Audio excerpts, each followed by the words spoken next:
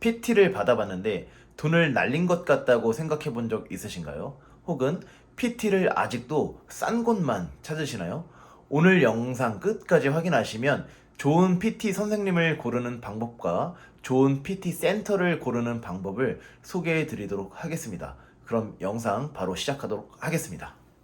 우선 선생님을 고르기 전에 당연히 내가 운동하고 싶은 센터를 먼저 골라야 하는데요. 조용하게 운동에 집중하고 싶다면 PT샵을, 다소 액티브한 분위기에서 운동하고 싶다면 피트니스 센터를 찾으시면 좋습니다. 첫 번째, 당연 가격과 시설 확인입니다. 가격을 저렴한 곳을 찾으라는 것이 아니라 가격이 정확하게 명시가 되어 있는 곳을 찾아야 합니다.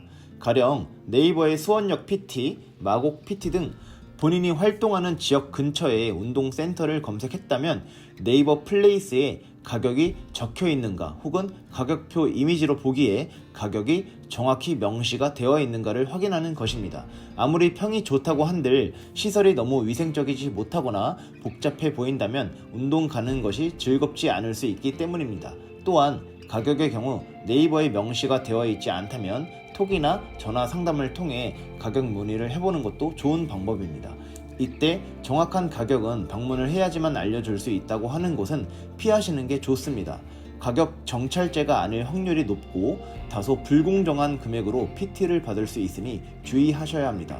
PT 금액에 대한 자신이 없거나 그 금액만큼에 대한 서비스 가치를 인정 못하기 때문에 자신있게 금액 설명을 못하는 센터일 가능성이 크고, 이런 센터에 방문해서 막상 상담을 하게 되면 오늘까지만 혹은 이번 달까지만 하는 할인 이벤트다 라면서 매달 하는 이벤트를 마치 처음 하는 이벤트인 것 마냥 유도하는 경우가 있기 때문에 조금 더 고민해 볼 필요가 있습니다. 두 번째, 센터를 골랐다면 네이버 리뷰 및 블로그를 보는 건데요. 네이버 리뷰를 보는 방법은 반드시 리뷰에 고객이 직접 찍은 사진이 함께 있는지를 봐야 합니다. 사진 없이 글자만 한두 줄이라고 한다면 진짜 리뷰가 아닌 업체를 써서 홍보를 위한 가짜 리뷰일 가능성이 큽니다. 제 경험상 1대1 PT 회원과 트레이너가 충분히 소통이 되고 회원님의 만족도가 높다면 트레이너와 같이 찍은 셀카나 다른 시설 사진과 함께 정성 들여 리뷰를 써주는 것을 느낄 수 있었습니다.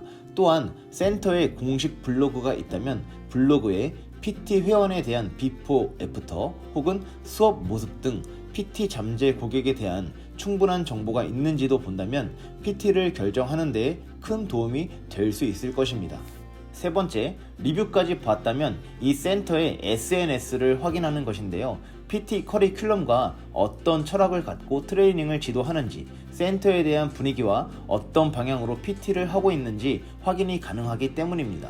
운동은 건강을 위한 수단인데 나의 건강을 커리큘럼도 없고 체계도 없는 곳에 맡길 순 없기 때문입니다. 특히 내가 고른 샵의 공식 SNS 혹은 대표의 SNS와 나의 운동을 지도해줄 해당 트레이너의 SNS를 꼭 확인하셔야 합니다.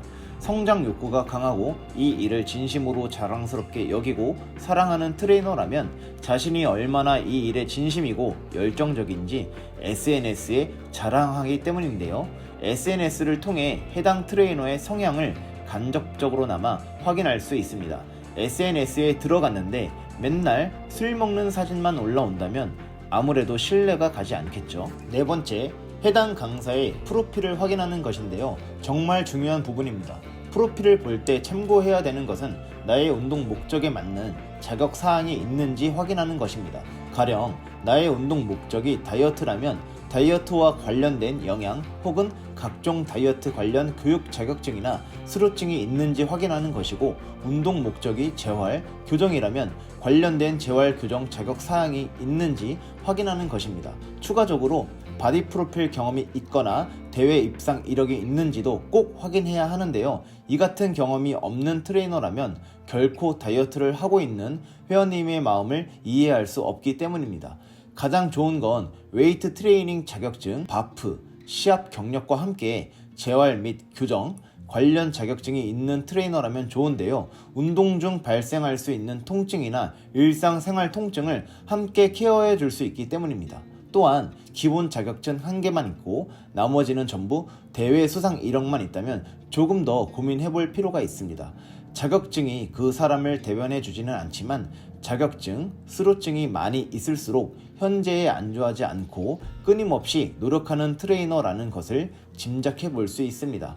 대회 수상 이력만 있는 트레이너라면 PT를 받으러 온 회원님들에게 운동 목적에 상관없이 보디빌딩식 운동을 강요할 가능성이 있고, 운동 지도를 함에 있어서 그 사람의 해부학적 특성을 고려하지 않고 지도할 가능성이 있습니다. 물론 꼭 대회 수상 이력만 있다고 해서 다 그렇지는 않은데요. 때문에 그 사람의 SNS와 그 사람의 PT 후기들을 확인하면 어떤 방향성을 가지고 회원님들을 대하고 지도하는지 알 수 있습니다. 자, 여기까지만 확인하시고 바로 등록하러 가시면 안 됩니다. 여기까지 확인하셨다면 이제는 오프라인으로 체험 수업을 받아보는 것인데요. 체험 수업의 경우 회원님의 사전 설문 없이 당일날 즉각적으로 진행하지는 않는지 확인을 해봐야 합니다. 보다 정확하고 정성 있는 체험 수업을 준비한다면 사전에 회원님에 대한 정보를 요청할 것이고, 신체적 특이사항, 아픈 데는 없는지, 어떤 부위를 보완하고 싶은지 등 자세한 설문 후에 그에 맞춰 맞춤형 체험 수업을 진행할 것입니다. 만약 체험 수업 50분 중 10분에서 20분만 운동을 하고 나머지는 상담을 통해 PT 등록에 관한 이야기만 한다면 주저앉고 나오시면 되겠습니다. 또한 체험과 상담을 통해 다른 PT 회원님들은 어떻게 관리하고 있는지를 물어보는 것인데요. PT는 보통 운동이 처음이거나 초보자인 분들이 많기 때문에 운동 내용을 복습할 수 있도록 영상이나 카톡, 피드백 등을 꼼꼼하게 드리고 있는지 확인해보면 좋겠습니다. 마지막은 당부드리고 싶은 내용인데요. 꼭 가까운 곳만 고집하거나 찾지 않으셨으면 좋겠습니다.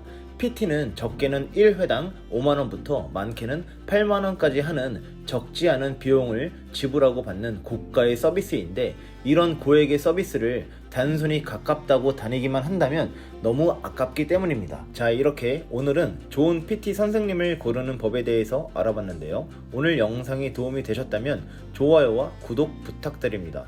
감사합니다.